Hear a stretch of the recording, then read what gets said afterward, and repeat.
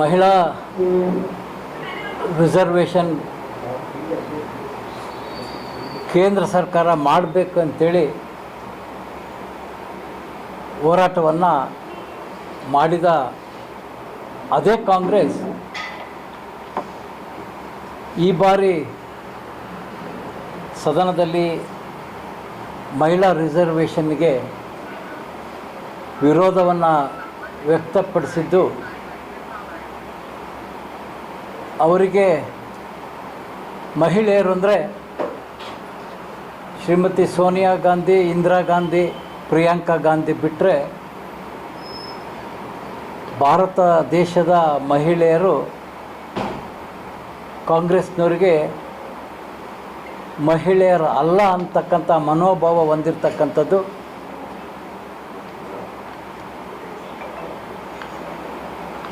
ಅದನ್ನು ಭಾರತೀಯ ಜನತಾ ಪಕ್ಷ ಖಂಡಿಸ್ತದೆ. ಅದರ ಜೊತೆಯಲ್ಲಿ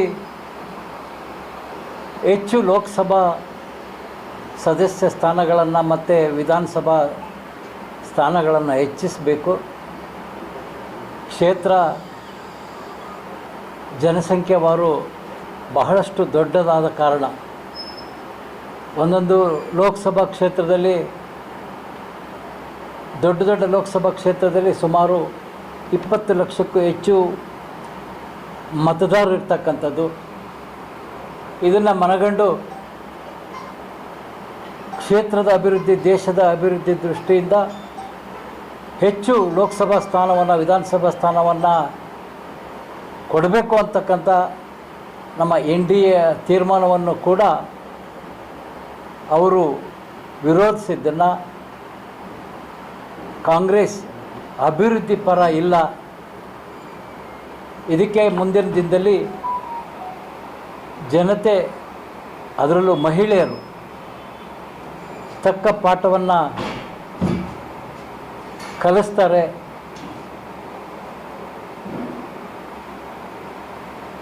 ಇದರ ಜೊತೆಗೆ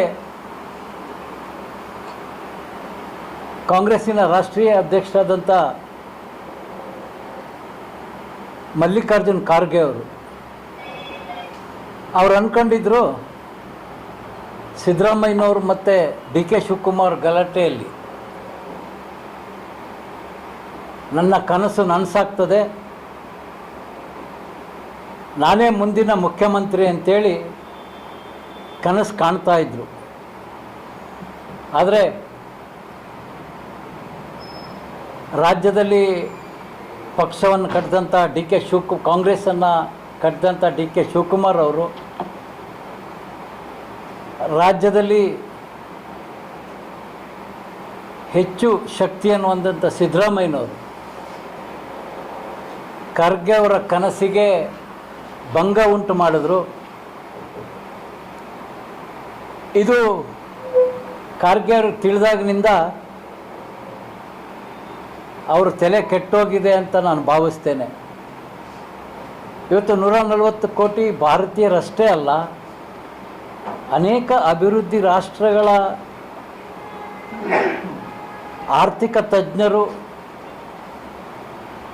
ಮತ್ತು ವಿಶ್ವದ ಅನೇಕ ನಾಯಕರು ಇಂಥ ದೊಡ್ಡ ಒಂದು ಭಾರತ ದೇಶಕ್ಕೆ ನಿಜವಾಗ್ಲೂ ಹೆಮ್ಮೆ ಪಡ್ತಕ್ಕಂಥ ನಾಯಕರು ಸಿಕ್ಕಿದ್ದಾರೆ ನರೇಂದ್ರ ಮೋದಿಜಿಯವರು ಅನ್ನುವ ಕಾಲ ಬಂದಂಥ ಈ ಸಂದರ್ಭದಲ್ಲಿ ಮಲ್ಲಿಕಾರ್ಜುನ್ ಖರ್ಗೆ ಅವರು ನರೇಂದ್ರ ಮೋದಿಜಿಯವರ ಬಗ್ಗೆ ಹಗುರ ಮಾತನಾಡ್ತಕ್ಕಂಥದ್ದು, ಒಂದು ರೀತಿಯಲ್ಲಿ ಕೊಲೆಗಡಕ ಅಂತಕ್ಕಂಥದ್ದು.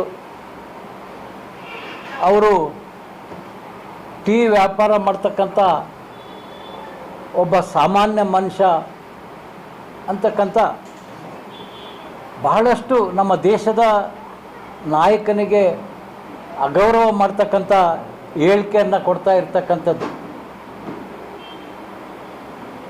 ಇದು 140 ಕೋಟಿ ಭಾರತೀಯರಿಗಷ್ಟೇ ಅವಮಾನ ಮಾಡಿದ್ದಲ್ಲ, ನರೇಂದ್ರ ಮೋದಿಜಿಯವರನ್ನು ಒಪ್ಪಿಕೊಂಡಿರ್ತಕ್ಕಂಥ ವಿಶ್ವದ ಅನೇಕ ರಾಷ್ಟ್ರಗಳ ಮೇಧಾವಿಗಳಿಗೂ ಕೂಡ ಅವಮಾನ ಮಾಡ್ತಕ್ಕಂಥ ಮಾತುಗಳನ್ನು ಖರ್ಗೆಜಿ ಮಾತಾಡ್ತಾ ಇರ್ತಕ್ಕಂಥದ್ದು, ಇನ್ನು ಮುಂದಾದರೂ ಮಾತೆತ್ತಿದ್ರೆ ನಾವು ಕಾಂಗ್ರೆಸ್ ದೇಶಕ್ಕೆ ಸ್ವಾತಂತ್ರ್ಯ ಬಂದಾಗಿನಿಂದ ಇರ್ತಕ್ಕಂಥದ್ದು ಹಾಗೆ ಹೀಗೆ ಅಂತೀರಿ, ಆದರೆ ಅದರ ಅಧ್ಯಕ್ಷರಾಗಿ ನೀವು ನಡೆದುಕೊಳ್ಳೋ ರೀತಿ ಸರಿ ಇದೆನಾ? ಇದನ್ನು ಕೂಡ ಭಾರತೀಯ ಜನತಾ ಪಕ್ಷ ಜನರ ಮುಂದೆ ತೆಗೆದುಕೊಂಡು ಹೋಗ್ತೇವೆ. ಇನ್ನು ಕಾಂಗ್ರೆಸ್ಸಿಗೆ ಮಹಿಳೆಯರ ಬಗ್ಗೆ ಎಷ್ಟು ಗೌರವ ಇದೆ ಅಂದರೆ, ಅವರೊಬ್ಬರು ಸಂಸದರು,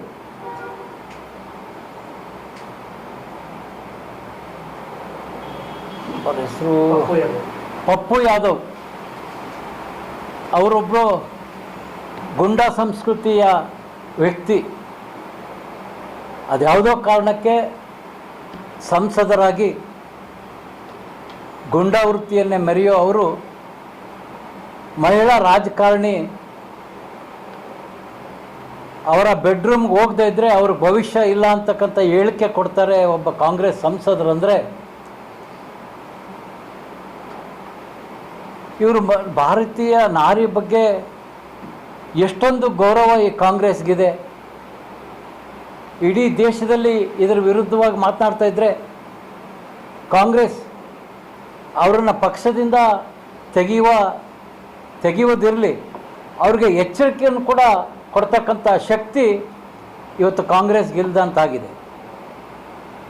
ಮಲ್ಲಿಕಾರ್ಜುನ ಖರ್ಗೆ ಅವರೇ ತಿಳಿದ ಹಾಗೆ ಮಾತಾಡ್ತಾ ಇರಬೇಕಾದ್ರೆ ಇನ್ನು ಅವರ ಸಂಸದರ ಬಗ್ಗೆ ಕಾಂಗ್ರೆಸ್ಗೆ ಹಿಡಿತ ಎಲ್ಲಿದೆ ಹೇಳಿ? ಅವ್ರು ಯೋಚನೆ ಮಾಡಲಿಲ್ಲ ಮಹಿಳಾ ರಾಜಕಾರಣಿಗಳು ಬೆಡ್ರೂಮ್ಗೆ ಹೋಗಬೇಕು ಅಂತೇಳಿ. ಇವತ್ತು ಕಾಂಗ್ರೆಸ್ ಶ್ರೀಮತಿ ಇಂದಿರಾ ಗಾಂಧಿಯವರ ಇಂದ ಹಿಡಿದು ಇಲ್ಲಿಯ ತನಕ ನಾಮಕಾವಸ್ಥೆ ರಾಷ್ಟ್ರೀಯ ಅಧ್ಯಕ್ಷರಿರ್ತಕ್ಕಂಥದ್ದು, ಇಡೀ ಕಾಂಗ್ರೆಸ್ಸಿನ ತೀರ್ಮಾನ ಆಗ್ತಕ್ಕಂಥದ್ದು ಇಂದಿರಾ ಗಾಂಧಿ ಆದಮೇಲೆ ಸೋನಿಯಾ ಗಾಂಧಿ ಆದಮೇಲೆ ಈಗ ಇನ್ನು ಮುಂದೆ ಪ್ರಿಯಾಂಕಾ ಗಾಂಧಿ. ನಮ್ಮ ನಾಯಕರು ಮಹಿಳೆಯರು ಇದ್ದಾರೆ ಅಂತಕ್ಕಂಥ ತಿಳುವಳಿಕೆ ಕೂಡ ಈ ಪಪ್ಪು ಯಾದವ್ಗೆ ಇಲ್ದಂಗೆ ಆಯ್ತಾ? ಅವ್ರು ಹೇಳಿರ್ತಕ್ಕಂಥ ಅರ್ಥ ಅವರ ಪಕ್ಷದ ಮಹಿಳಾ ನಾಯಕರಿಗೆ ಎಲ್ಲಿಗೆ ಹೋಲಿಸಿದ್ದಾರೆ ಅಂತಕ್ಕಂಥದ್ದನ್ನು ಅದನ್ನಾದರೂ ಮನಗೊಂಡು ಇಷ್ಟೊತ್ತಿಗೆ ಪಕ್ಷ ಶಿಸ್ತಿನ ಕ್ರಮ ಕೈಗೊಳ್ಳಬೇಕಾಗಿತ್ತು. ಇವತ್ತು ಪಕ್ಷ ಅಧೋಗತಿಗೆ ಹೋಗಿದೆ. ಕರ್ನಾಟಕ ರಾಜ್ಯದಲ್ಲಿ ಆಡಳಿತ ಇಲ್ಲ. ಡಿ ಕೆ ಶಿವಕುಮಾರ್ ಹೇಳ್ತಾರೆ, ಏನು ದೆಹಲಿಗೆ ಗಾಳಿ ಕುಡಿಯಕ್ಕೆ ಹೋಗ್ತೀವ ಅಂತ. ಇನ್ನು ಸಂಪುಟದ ಸಚಿವರು ಹೇಳ್ತಾರೆ, ಮುಖ್ಯಮಂತ್ರಿಗಳು ಶಕ್ತಿ ಕಳ್ಕೊಂಡು ಹೊಂದಾಣಿಕೆ ರಾಜಕೀಯ ಮಾಡ್ತಾ ಇದ್ದಾರೆ ಅಂತೇಳಿ ಪ್ರಬಲ ನಾಯಕರು ಇವತ್ತು ಹೇಳಿಕೆಯನ್ನು ಕೊಡ್ತಕ್ಕಂಥದ್ದು.